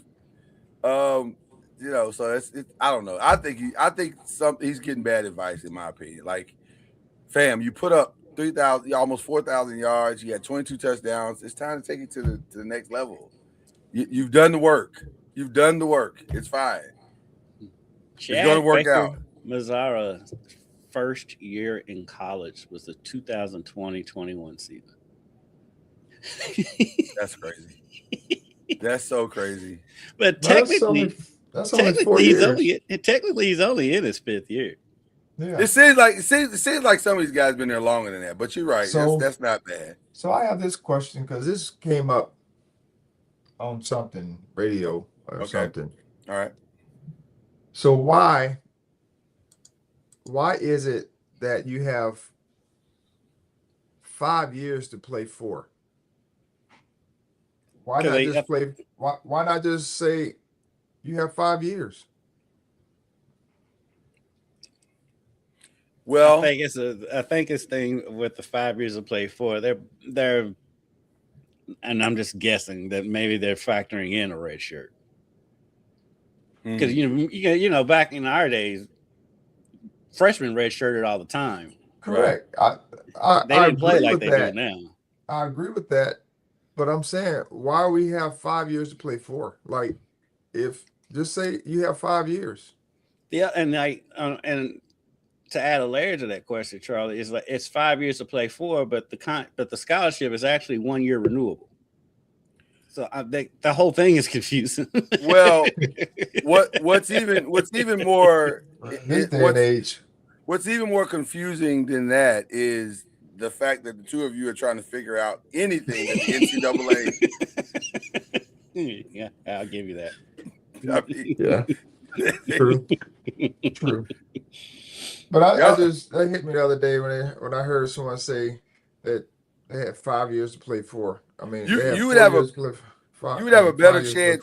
You'd have a better chance figuring out quantum physics than the NCAA. The funny thing is, though, whenever you get one of these college presidents to ask them about anything, they always say the NCAA as if the NCAA is a separate entity. No, right, you're the NCAA, bro. Like some weird thing that's just out there. It's just some mystical place. Fam, that's you. I'm talking about you. You're in the NCAA. Crazy stuff. All right. Do we have any other? I think that's it as far as stuff that's going on. I did want to send like a collective shout out to Christian McCaffrey. Apparently he snuck and married the Miss Universe while we wasn't watching. Olivia Popo. Miss Universe. Former Miss Universe. Technically she's the former Miss Universe, but yes. What year? I have no idea. Why? Only Charlie would ask me what year did she win. Okay, Charlie, just for giggles, I will find out what year she won Miss Universe. I have no idea with a curveball when she won this Miss Universe. 2012. There you go. She won in 2012. But you carry the title forever. Like once you win it, it's yours. 2012. Good. Happy for him. She's 33. How old is Christian McCaffrey? He's got to be around that same age. She's been in the league for a while. Okay, that's probably true. But what does age mean 29. These days? Apparently nothing, because Cooper DeJean is dating one of the Bella twins from WWE, and she's 42. And Cooper DeJean is not 42. That's what I'm saying. Like, age doesn't mean anything in this day and age. Cooper DeJean is 22. So age clearly means nothing. I mean, look at Larson. Is 22? Cooper DeJean is 22. He's 22? He's 22. Yeah. And they asked him about it yesterday during the press runs over at the Super Bowl. And he said, somebody says, how are you enjoying Auntie Brie Bella? He said, I have no comment to that, which is a comment actually, because you're dating. They asked her about it. He's dating a 20-year-old, somebody that's 20 years older than him. He is. But it's not. 22. Listen. That's not uncommon in these days. Larsa Pippen. The girl that's dating the kid from the Rockets. Oh yeah. Well, he's not the Rockets anymore. He's with Phoenix now. But yeah, Green. Yeah. His baby mama is like 18 years older. Her oldest son is the same age as Green. Yeah, she's got a son the same age as him. Yeah. What are we doing? Getting attention. The bag. Getting attention. That's what we're Secure in the bag. Listen, when the looks and the talent fade, you got to have a backup plan. This is called securing the future. I get it. But this is nothing new. No. The only thing more new about it is that it's the other way around. Usually it's men dating younger women. Right. Now women are saying they're having an empowerment movement. Yeah, they all cougars. Teach his own. Whatever makes him happy. That feels that is cool. That's auntie. It feels like we may have to come up with a different term because 20 years older is wild. That is wild to me. If a dude was, we all thought Kraft or even Belichick dating younger like that is ick. This ain't ick to y'all. This is like I just not compared to the two you just mentioned. Yeah, actually, Belichick got them beat because he's double what their age difference is. Well, that's true. Belichick said, "Hi, I see you're 20 and raised you 10 more." Shout out to Belichick, who's living his best life despite not getting to the Hall of Fame. What are we doing? Charlie, Charlie, what are we doing with this Hall of Fame stuff? I don't know. There's some political stuff going on there with Belichick not getting nominated. So and Kraft. And Kraft. It's retro justice.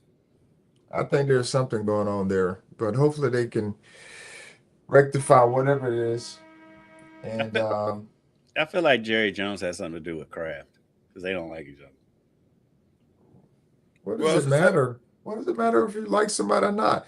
The credentials say that you should honor the Charlie. These clowns prove every day that they're still in high school like everybody else. I just don't like the retro justice. I don't like any of it. It's stupid. Like what if the NFL wasn't going to punish them in real time, then that's not your job. Hall of Fame writers, that's not your job to go punish people because they didn't get the punishment they deserve. This feels very high school lunchroomish. Like, you took my lunch money, so now I'm going to make sure you don't get the A on the test. Like that, come on, stop.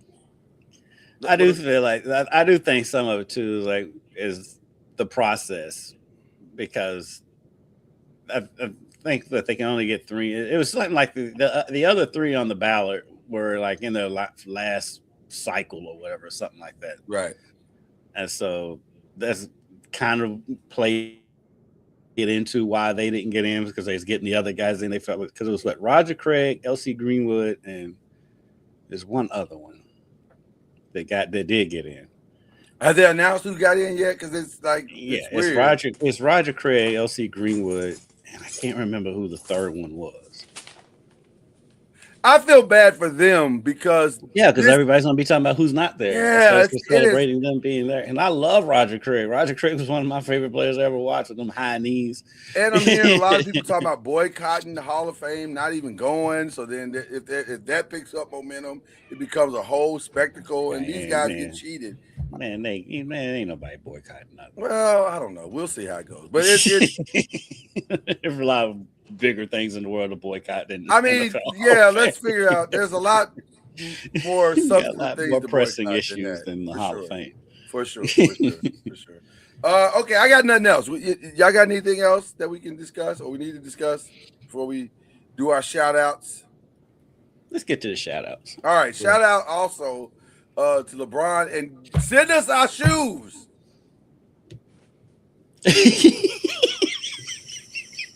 I'm here for it. Just wanted to put that out there. Yeah. The more you put it out there, somebody will relay this message to him and say, I think Charlie Ward needs his shoes, man. Yeah. Okay. You guys got any shout outs? Any shout outs from you guys? Charlie. Yeah, I got it right here. But shout out to Hope. Daughter Hope. She's going to be you'll see her, but Saturday she's going to be color commentating for the Rattlers, both for the Rattlers game. Oh yes, Texas Southern.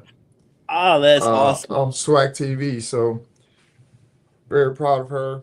She's making her way, getting some good experience. She started as a sideline, and now she'll get a chance to be on the color commentator. So I love it.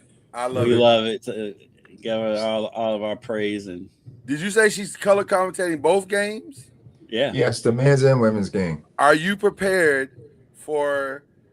I was going to say, are you prepared for a critical Hope commentary? But you probably get that anyway. Like you're probably She's probably giving you notes when you come home. Like, Dad, come on, what is up with your zone defense? Like, I mean, I can hear Hope being. Hope's not gonna hold back on you. You know that. I just feel like she would. It feels like. Like, what are you doing? Yep. Like that. Come on. This is not going to be a partial. That's the play you're calling at the end of the game, Dad. This is not going to be a partial broadcast towards you, Charlie. No. I'm just saying this is what we practice. So yeah, we're rooting for Hope. Charlie's already got his defense ready. This is how we practice. I don't know, Hope. He's already practicing. She has our stats and everything. So it's hard to. High level of accountability right now. Yep. I get it. Shout out to Hope. We love Hope. We do love. We might need to have Hope on after this game. We need to have Hope on so she can give us the FAMU update. Yeah. Yep. So she'll be calling a game on Saturday. So that's awesome. Excited for that. So awesome. We are super excited for Hope. That is very, very awesome. All right. Kendrick, who you shout out, brother? I'll give a shout out to my boy Cole Leland. Ballard High School had their senior night early just because we've had so much snow. They wanted to go ahead and get it in, so in case we get some more snow and school's canceled. But he's been one of the best shooters in the history of the state of Kentucky. Even though it is ironic that he had his senior night at Ballard, he spent 3 years at Mail and he's been at Ballard for about 2 months. Wow. Wow, Lord. That's crazy. What are we doing? Crazy. Because he left and went to a prep school, and then the prep school thing didn't work out or whatever. And so he came back and he went to Ballard. So that's the story. But they do. Now I've got to find this young man's name. Give me 1 second. They have a freshman that when I was at their game, he had 3 dunks in the first quarter. He's 6'10". So he'll be a guy to kind of keep your eye on. You know, player movement is off the rails when high school kids are transferring schools in season. Oh, it's crazy here in Kentucky. It is crazy here in Kentucky this year. That's so insane. That's everywhere. Yeah. This young man's name is Mason Grivna. Mason Grivna. Keep an eye on that guy. He's a freshman. He's a center. I think he's 6'9", 6'10" as a freshman, and can move. He shoots threes. He gets inside. He can spin baseline and dunk. He had 2 of those while I was there. So it's a kid to keep an eye on. Mason Grivna. I want to give a shout out to that kid. Sweet. Real quick, Lakers trade Gabe Vincent for Luke Kennard from Atlanta, and it appears that Zubac of the Clippers could be moving today. Oh, yeah. So they are really rebuilding. The Clippers are getting several calls. If that's the case, then why not get rid of Kawhi too? Why not just strip the whole thing down? If you stripped it down, let's just strip it down. What are we waiting on? They can't get rid of Kawhi. Why not? For what reason can you not get rid of him? You know why they can't get rid of him. Charlie did not like that question. He just you know why they can't get rid of Kawhi.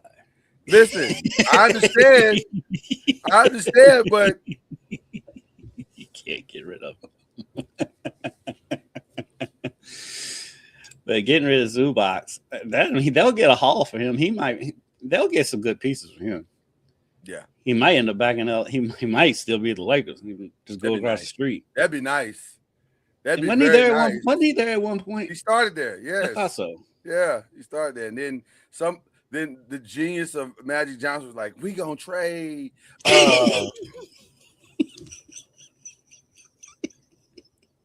And I love Magic. Do it again. We gonna trade.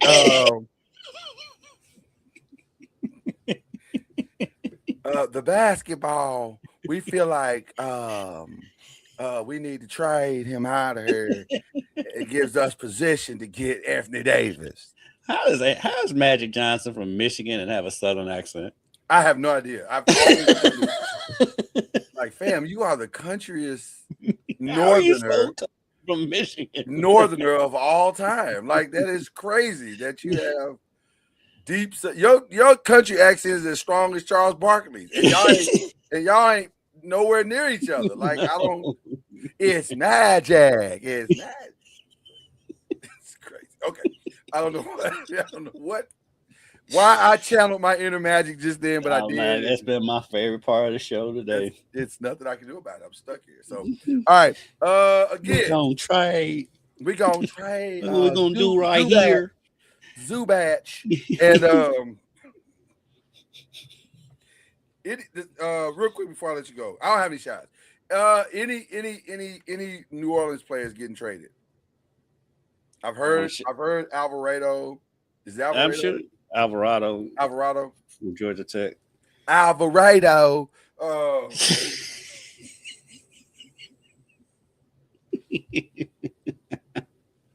But it's still a little bit of the LA accent in there too. Yeah, it's weird because it's country, but it's LA rich.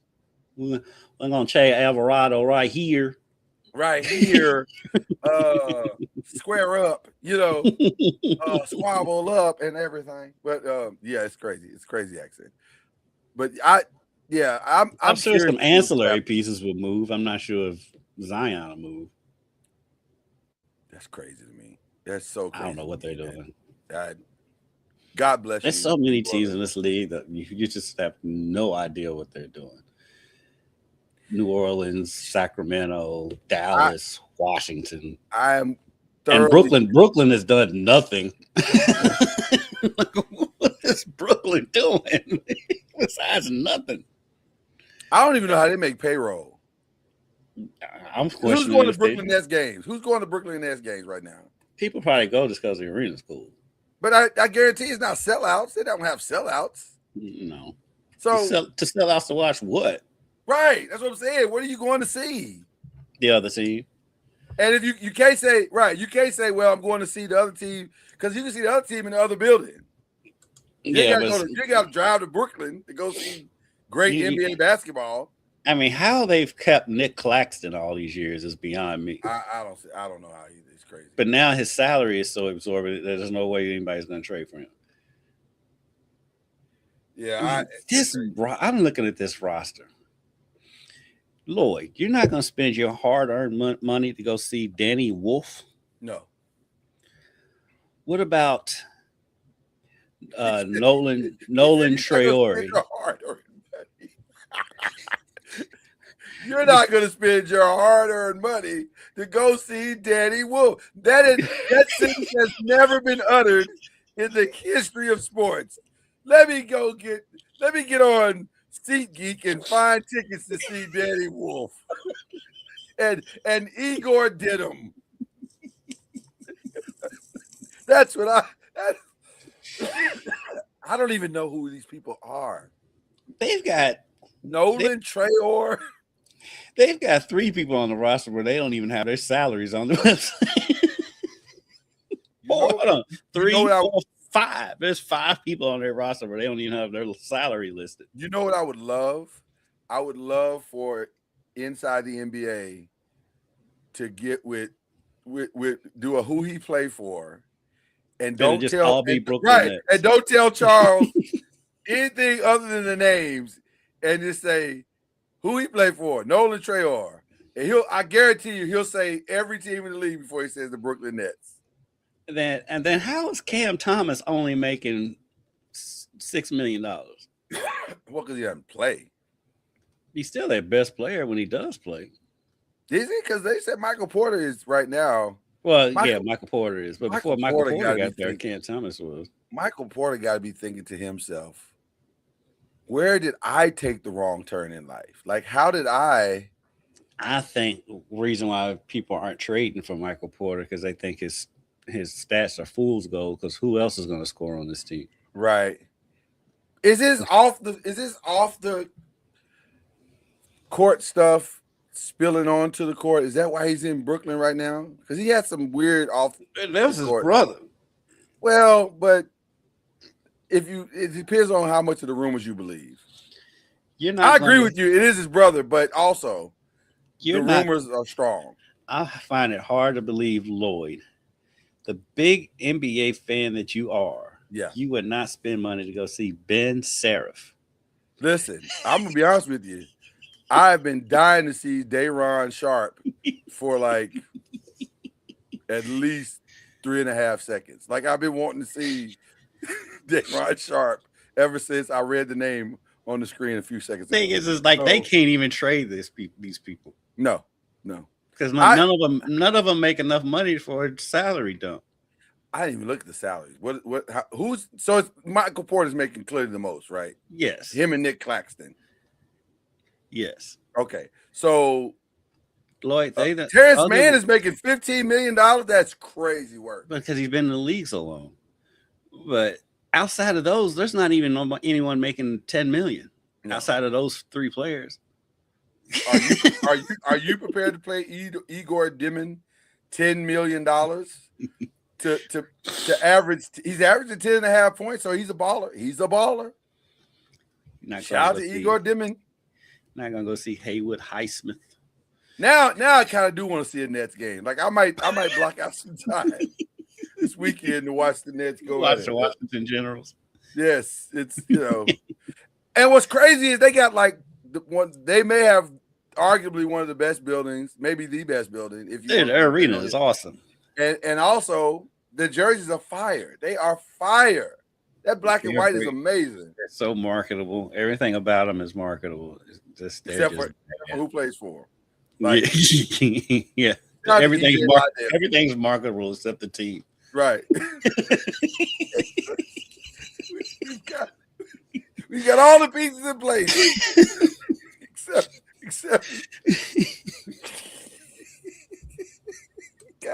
we've got everything working. Except your Lakers, but all jokes aside, your Lakers should just be going after Nick Claxton. I mean, you need a big. He is good. I love Nick Claxton as a player. I think it's the money. It's the money, though. It is the contract. Yeah. They got bigger hopes and dreams, and Nick Claxton doesn't fit into any of that. Which I understand. I get it. At least he doesn't fit in the initial plans. Now, maybe on the backside of. I can't believe he's been in Brooklyn this long. Well, listen, it's an easy job. No, I'm surprised that no one's come and gotten him out of there. Because he's a serviceable big. But it might be what you just said earlier. Like, is he? Because defense is defense. I mean, I'm not even talking about his offensive. I mean, he's a really good. He is a good defender. Yeah, he's a good defender. His offense just came around in the last couple of years, but he's always been a good defensive player. Well, I wonder what it's like to play on a team like that, where people don't even know you exist. Like they can literally walk around. Yeah.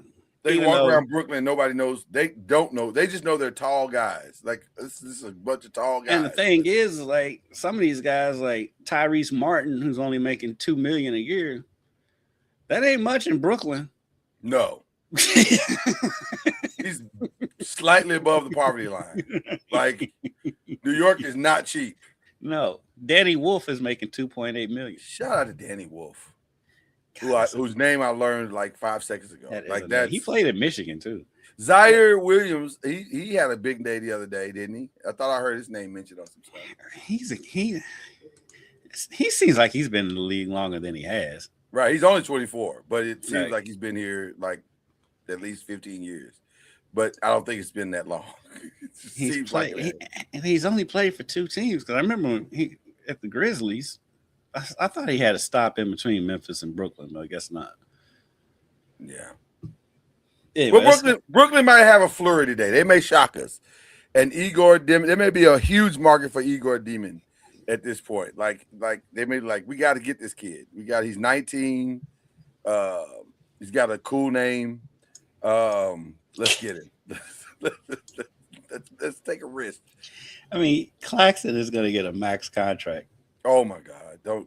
That's why he's in Brooklyn still. We're going to end on that because that's pure madness right there. That is pure madness right there. I ain't mad at him at all. I ain't mad at him. Listen, not mad at him at all. But again, Brooklyn held on to him so long that now they have to max it. Brooklyn, what are you doing? Is the question. That is the question. Okay. Enjoy your weekend. It's going to be an incredible weekend. We will have a Super Bowl champion when we return. We will have a definitive ACC #1 team in the women's side when we return. And we will be headed toward the All-Star break when we return. We'll know where Giannis is going to be for the rest of the season. And Ja. And Ja and everybody else. So we'll have a lot to talk about next week. And I feel like Claxton, we kind of know where he's going to be. We kind of know. You know what? It would be just like Brooklyn, though, who their one great player, they'd be like, we ain't paying that dude. So trade it to the Wizards. The Wizards are taking everybody's contracts. Right. We'll take all contracts. The Wizards are going to be in the second apron with nothing. Right. For no reason whatsoever. There's no logical reason for them to be in the second apron. And yet, it feels inevitable. Because they've taken on 2 stupid contracts, Trae Young and AD. Yeah, they're trending towards the second apron. So and they're gonna have a first round draft pick. On that note, God bless each and every one of you. Thanks for coming out. God bless you. Good night. Right, yes. Cue the whistle, man. Jesus.